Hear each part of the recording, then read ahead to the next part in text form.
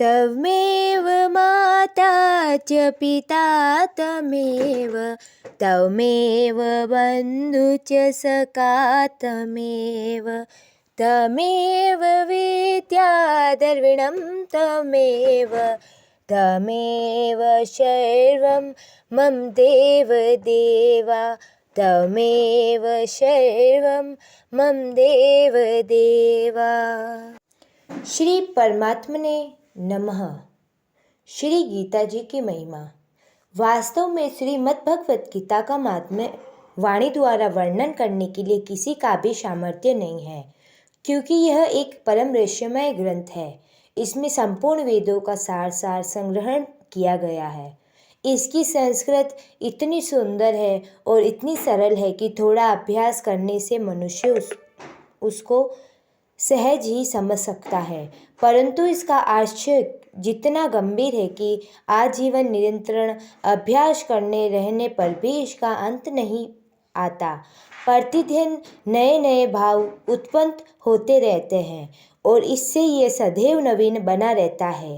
ये एकाग्रचित होकर श्रद्धा भक्ति सहित विचार करने से इसके पद पद में परम रहस्य भरा हुआ है।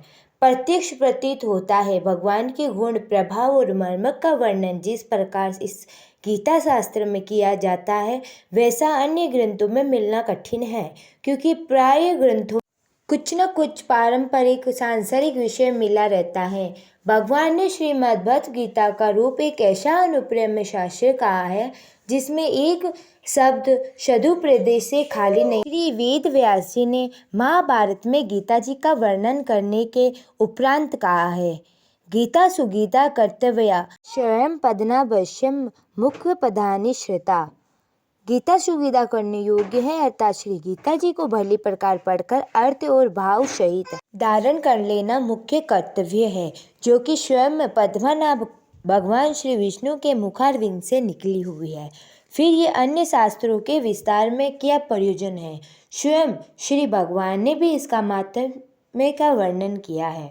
इस गीता शास्त्र में मनुष्य मात्र का अधिकार है, चाहे वह किसी भी वर्ण आश्रम में स्थित हो, परंतु भगवान में श्रद्धालु और भक्ति युक्त अवश्य होना चाहिए, क्योंकि भगवान ने अपने भक्तों में ही इसका प्रचार करने के लिए आज्ञा दी है, तथा ये भी कहा है कि स्त्री, वैश्य, शूद्र और पापी योनि भी मेरे परायण होकर परम गति को प्राप्त होते हैं।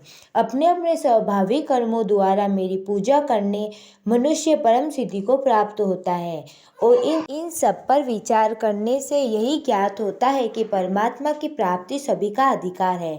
परंतु उक्त विषय के मर्म को न समझने के कारण बहुत से मनुष्य, जिन्होंने श्री गीता जी का केवल नाम मात्र ही सुना है, कह दिया करते हैं कि गीता तो केवल सन्यासियों के लिए भी इसी वजह से गीता जी का अभ्यास नहीं कराते हैं कि गीता के ज्ञान से कदाचित लड़का घर छोड़कर सन्यासी न हो जाए, किंतु उनको विचार करना चाहिए कि मोह के कारण शास्त्र धर्म में विमुख होकर भिक्षा के अंत में निर्वाह करने के लिए तैयार हुए अर्जुन ने जिस परम रहस्यमय गीता के उपदेश से आजीवन गृहस्थ रहकर अपने कर्तव्य का पालन किया, उस गीता शास्त्र उल्टा परिणाम किस प्रकार हो सकता है। अतएव कल्याण की इच्छा वाले मनुष्य को उचित है कि मोह का त्याग कर अतिशय श्रद्धा भक्ति युक्त अपने बालकों को अर्थ और भाव के सहित श्री गीता जी का अध्ययन कराए, एवं स्वयं ही इसका पठन और मनन करते हुए भगवान के आज्ञानुसार साधन करने में तत्पर हो जाए, क्योंकि अति दुर्लभ मनुष्य शरीर को प्राप्त होकर अपने अमूल्य समय का एक क्षण में